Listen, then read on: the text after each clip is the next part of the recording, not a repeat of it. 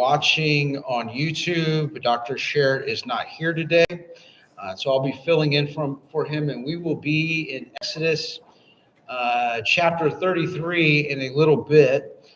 If you have a prayer request that you would want us to pray for at the end of our lesson today, you can comment live, and we will put it up on the screen and pray for you in the moment. We also monitor any prayer requests that are made afterwards to be able to pray for those as well. So we invite you to share with us. We'll be praying at the end today. And when Dr. Sharrett has been gone, I've been going through the book of Exodus and the life of Moses to see how that helps us know God better. And it's interesting to look at the Bible with fresh eyes. I studied Exodus in Bible Bowl when I was 15 years old and knew a lot about it then. And then I took a class probably when I was a sophomore in college.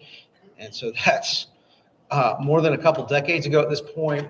And so it's interesting to go back and look at this book of the Bible with fresh eyes and sort of a renewed perspective. One of the things that I've started thinking about over the last several years when I'm studying the Bible is, all right, we believe that these are historical events, and we say we know where these things take place, more or less.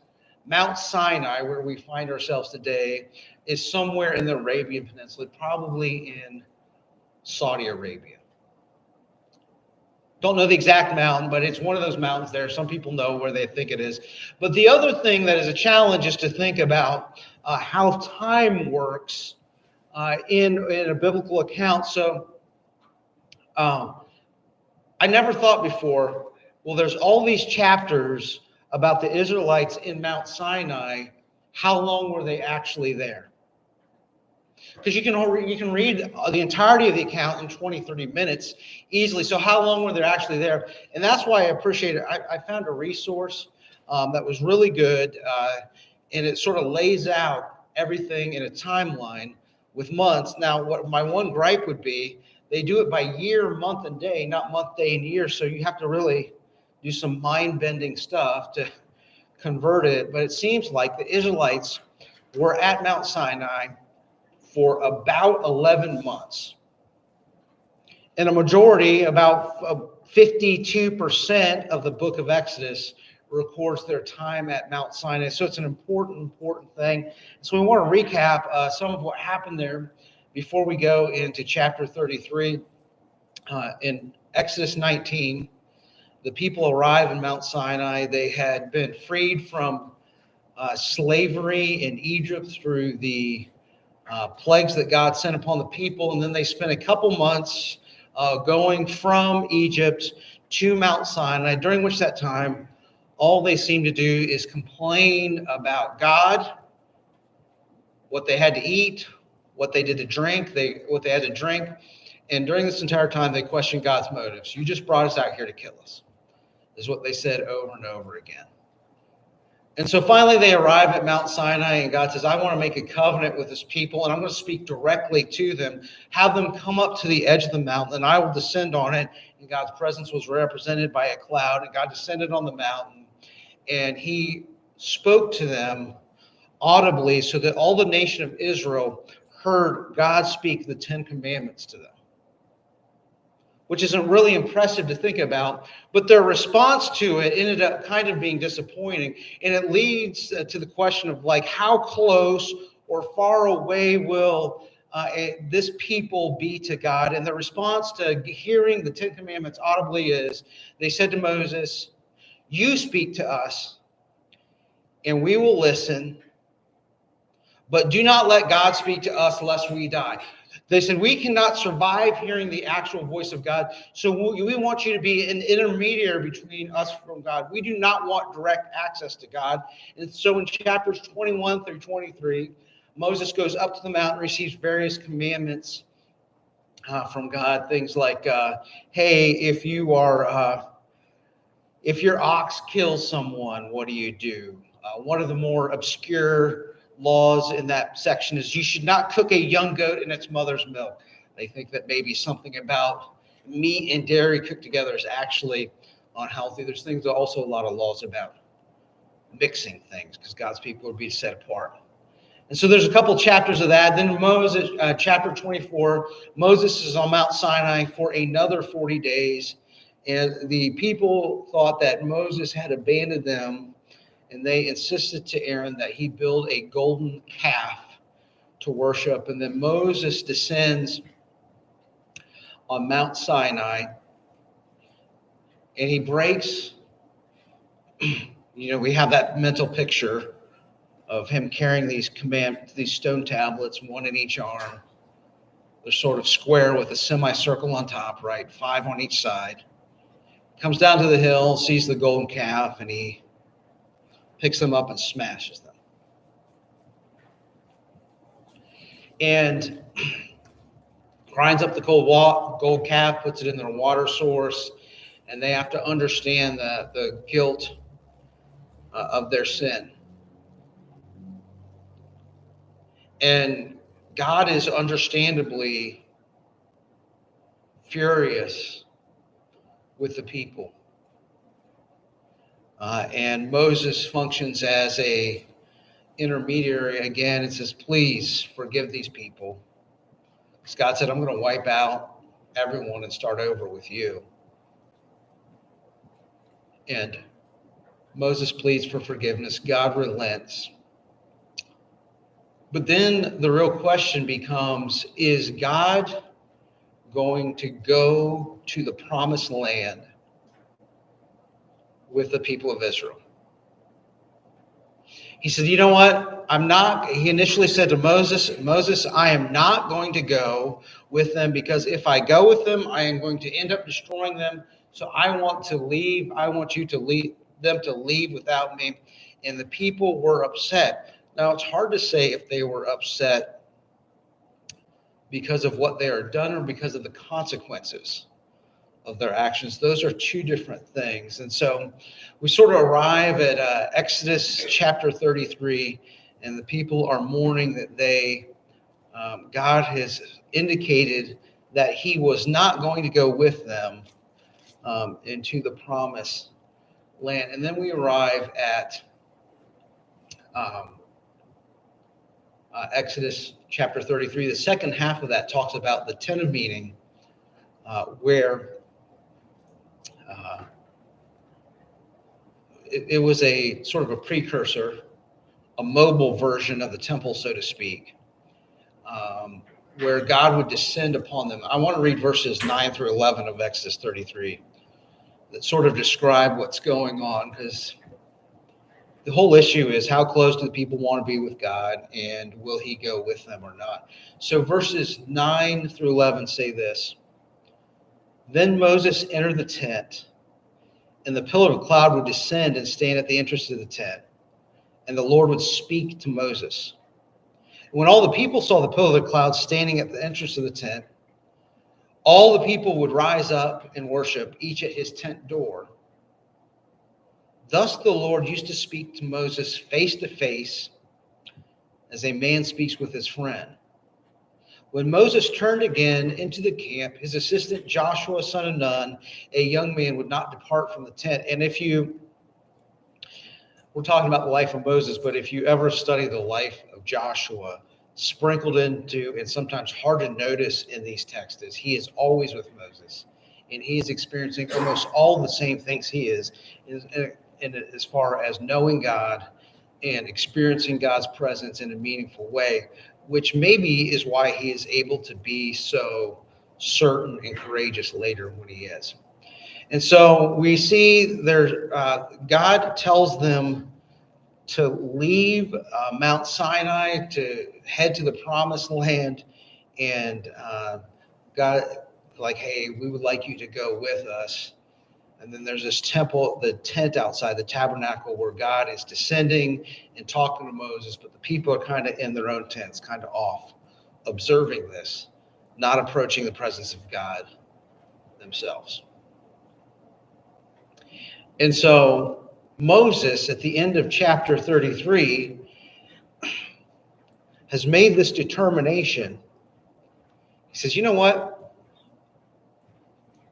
I do not want to go to the promised land with these people without God.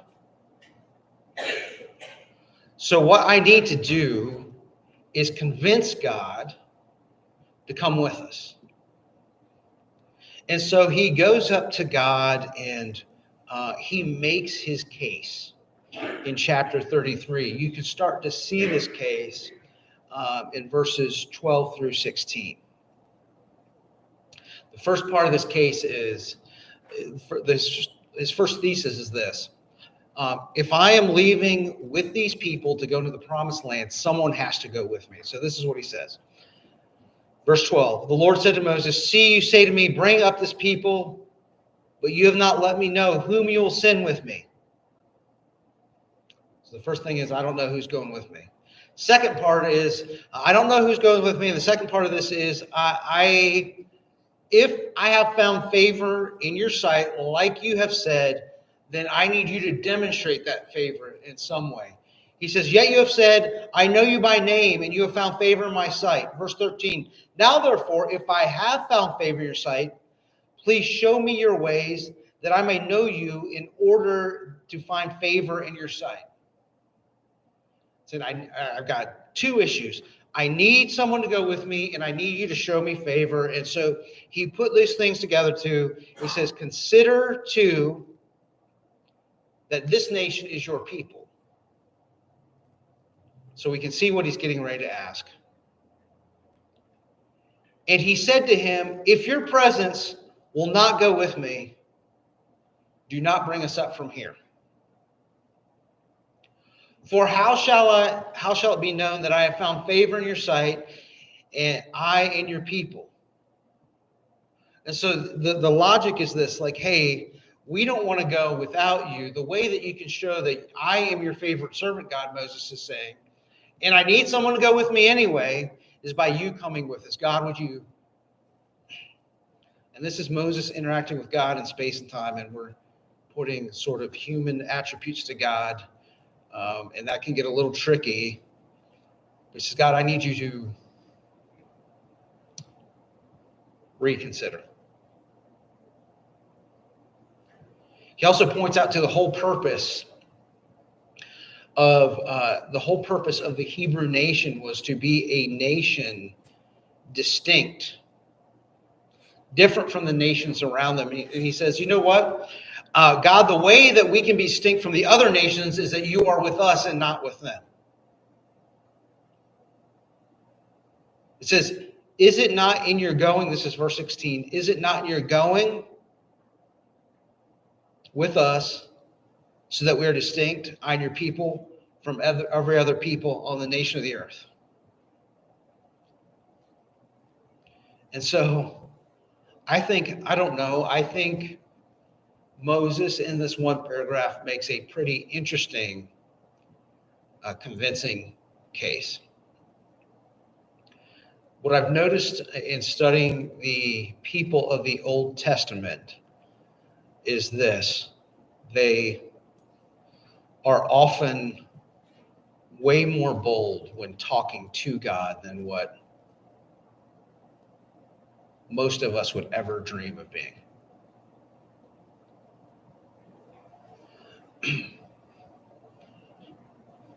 To go to say to God, God, you have said you are going to do this, but because of the relationship I have with you, I am asking you to reconsider and do something different. God, I'm asking you to hear me out and listen.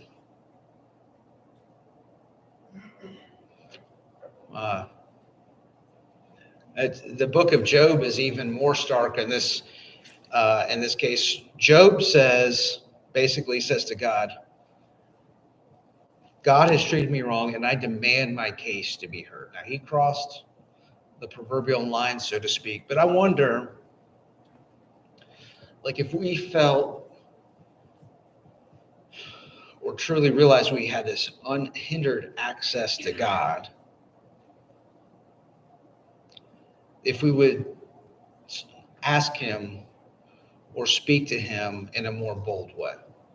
I mean, the book of Hebrews says, since Jesus is a great high priest, we can enter the throne of grace with boldness.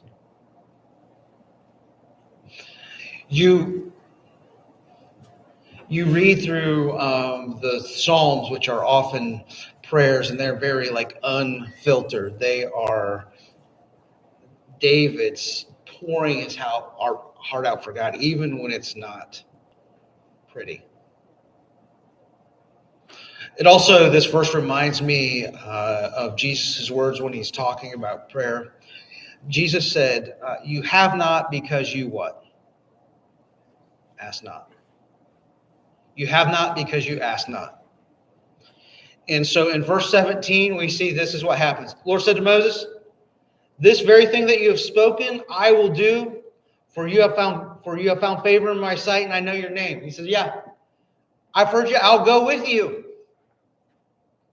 Which is pretty incredible. It's like, hey, doesn't hurt to. That's why I sometimes tell my kids, like, hey, it doesn't hurt to ask. The worst that someone can say to you when you ask for something or about something is what? No.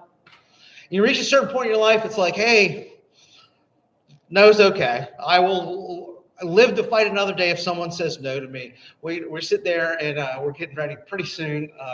Mike is going to be applying to colleges. He said, where should I apply? I'm like, hey, cast abroad tonight, because the worst that anyone can say to you is what? No.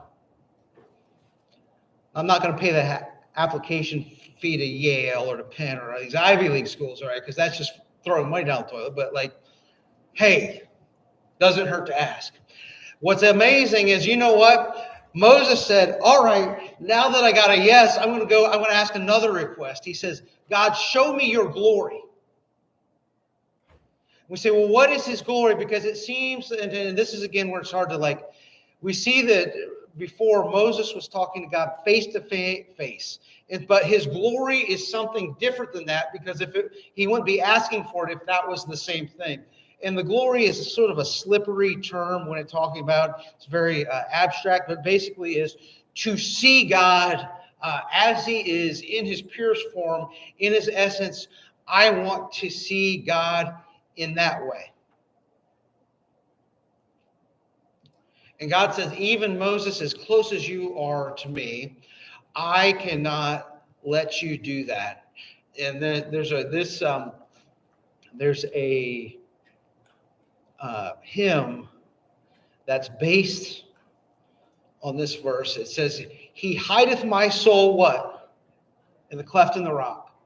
He said, Moses, you're going to come out the Mount Sinai. I'm going to put you in this little notch in the rock, and my goodness is going to approach you. And I'm going to put my hand over you. And then when I walk past, I'm going to remove my hand, and you can see my goodness, my front and my back, but you cannot see my glory. You cannot see my face. And in verse 20 says, for you cannot see my face, for a man shall not see me and live. If you saw God's glory in his essence, that would be something that would destroy human being.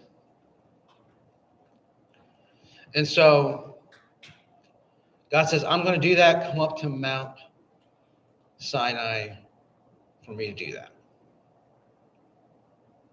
And Moses takes with him, since he had destroyed the previous 2 tablets, he takes up 2 blank tablets. Does it say 2, or am I just, 34 verse 1, 2 tablets of stone. And God says, I will write on the tablets the words that you were on the first tablets, which you broke.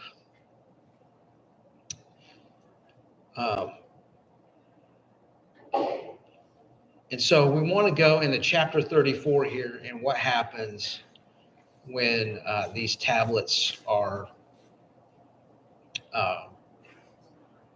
when he goes up to Mount Sinai, he sees God and with these tablets. He gives some instructions about preparation, but in verse 4 of chapter 34, we get to see what happens. So they cut 2 tablets of stone like the first, And he rose early in the morning and went to Mount Sinai as the Lord had commanded him, and took in his hand 2 tablets of stone. Then the Lord descended in a cloud and stood with him and proclaimed the name of the Lord. The Lord passed before him and proclaimed, and this is sort of the second part of what's going on in these chapters. Is God going to go with the people of Israel? Yes. And the second part of this sort of answers the question why he would go with them, and it's, what do we learn about God's character in these verses? Because who God is sort of dictates why he would go with the Israelites, a rebellious and complaining people.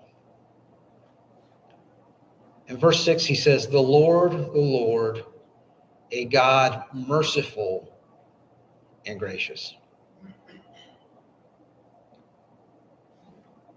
Now, we know that God is unchanging and is the same yesterday and today forever. And so if he is gracious and merciful then, he's gracious and merciful now to us. Demonstrated in an amazing way through Jesus. Verse 7 says that he is abounding. Well, verse 6, into verse 6 says he is abounding in steadfast love and faithfulness. Keeping steadfast love for thousands, forgiving iniquity and transgression and sin, but who will by no means clear the guilty, visiting the iniquity of the fathers on the children and the children's children to the 3rd and 4th generation. And Moses quickly bowed his head toward the earth and worshipped, and he said, if now I have found favor in your sight, please let the Lord go in the midst of us, for it is a stiff-necked people, and pardon our iniquity and our sin, and take us as your inheritance. Moses hears that God is holy, but he's also forgiving, as gracious. He says, we are not worthy, stiff-necked people, but we ask for your forgiveness. Now, one of the tricky parts in this verse, and in this verse, some of the language from the 10 Commandments are repeating, is when the phrase that punishing the sins of the children to the 3rd and 4th generation. And so the question is, what exactly does that mean? Because it'd be very easy to read it and say, let's say I go out and I decide I'm going to commit a crime. Let's pick a crime. I'm going to rob a bank, all right? And somehow I get away with it. And I spend my golden years living in an island in the Caribbean, eating tropical fruit, fishing to my heart's content, and I get away with it, right? But God is holy and all sin has to be punished, right? So we say, hey, maybe Brent got away with it, but someone has to be punished. And so at some point in the future, little Joshua Smith is now a grown man, and he's working a job and he's raising a family and living his life, and he's doing the best he can to honor God, but something terrible happens to him. And you can say, well, you know what happened? His dad got away with robbing a bank, and now he's punishing him for it, right? Does that seem fair to you? Moral, right? How God operates? It could be 3rd and 4th generation. It could be something like this. I have a vague, I only ever met one of my great-grandfathers. That would be the fourth generation, right? I only met my great-grandfather, McDonald, one time. Vague, like, snapshot in my brain when I was, like, very, very young. Let's imagine, I don't know, that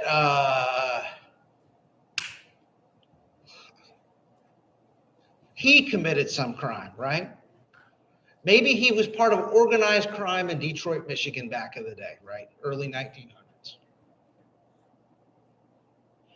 And maybe something terrible happens to me, and it's like, hey, I say, hey, God, why is this happening to me? And then God answers back, which he never answers back audibly, but just imagine he did.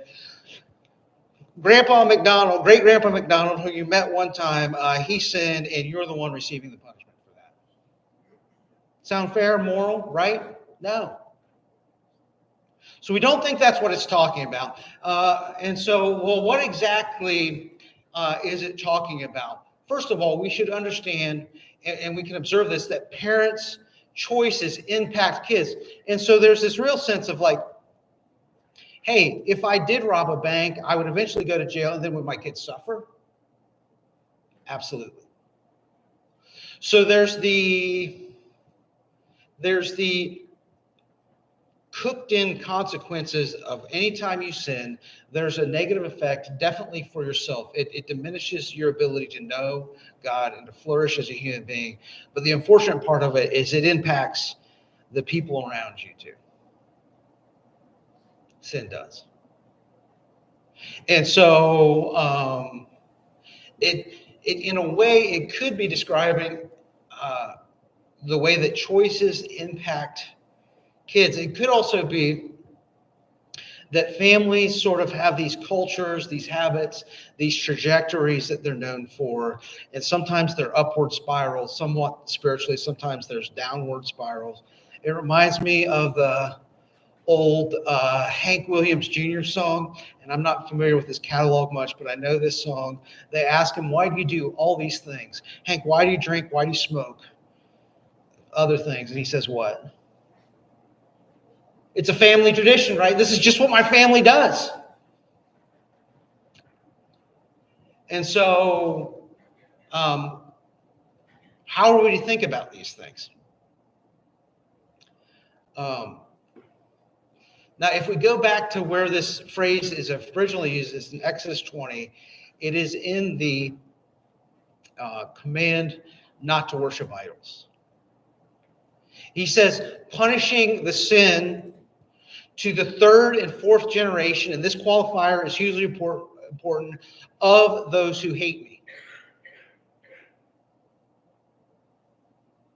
So it is not like I am being punished for your grandfather's, your father's, or even your great-grandfather's sin. It's because you're being punished in the children through becoming the sins of the children. You know what? And sit there and something as simple as this. And I read a couple different articles about this because I think this can be a touchy subject. Some people believe in generational curses.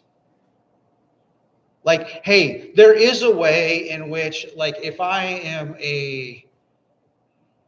I don't know what level of sin you have to commit for this to count, but if I've reached across a certain threshold of sinner, I can cause a generational curse for my family that can only be broken through them repenting maybe for my sins, which is kind of crazy to think about. But there are people that believe in this. There's also people that believe, hey, a child is born inherently sinful because of sin they inherited from who? All the way back to Adam. So this is tricky. So the real struggle here is so the real answer is this: hey, I sit there and I see, in this case, idolatry. Very few people back then would have known their great grandfathers. Hey, my grandfather was idolatry, and he dishonored God. He rejected God, and it didn't work out for him. My dad did the same thing. He worshipped idols, rejected God, and his life did not receive blessing. He was punished because of that. And now I have said, I'm going to do the same thing. And so it is joining in, not breaking a cycle. There's an article in desiringgod.com that says, we are told that it is when the Father's sins are visited on the children, it's because the children really are sinful. It is in the form of that is the form in which the Father's sins are visited. Therefore, all judgment is really deserved by the person who is punished. One of the tricks in understanding this is that if you adopt this, my kids or grandkids or great grandkids can be punished for my sin, then we have a little bit of a problem making that mesh with the rest of Scripture. For example, if you turn over to Ezekiel 18:20, Ezekiel 18:20.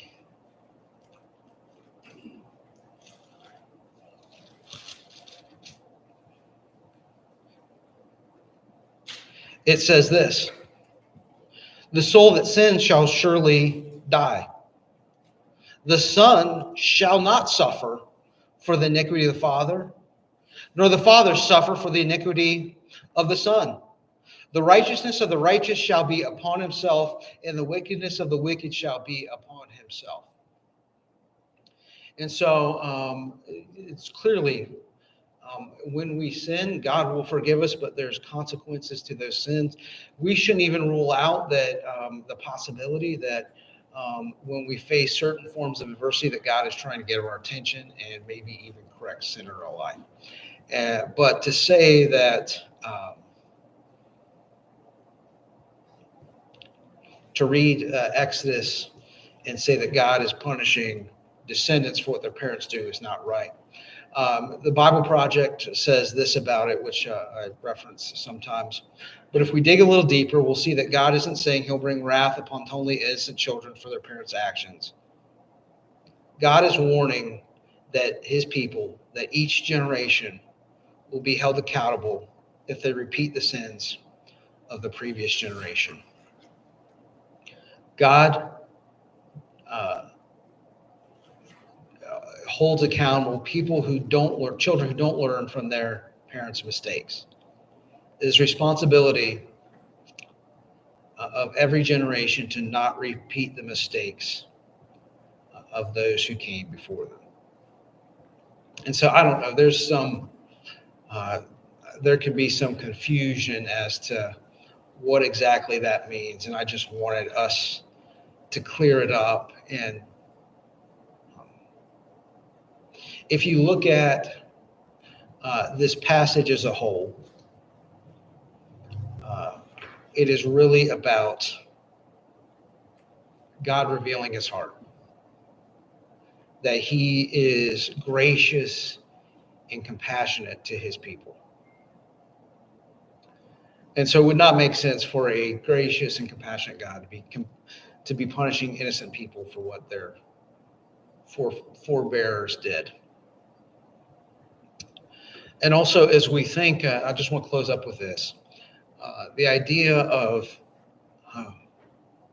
Moses not being able to see the glory of God versus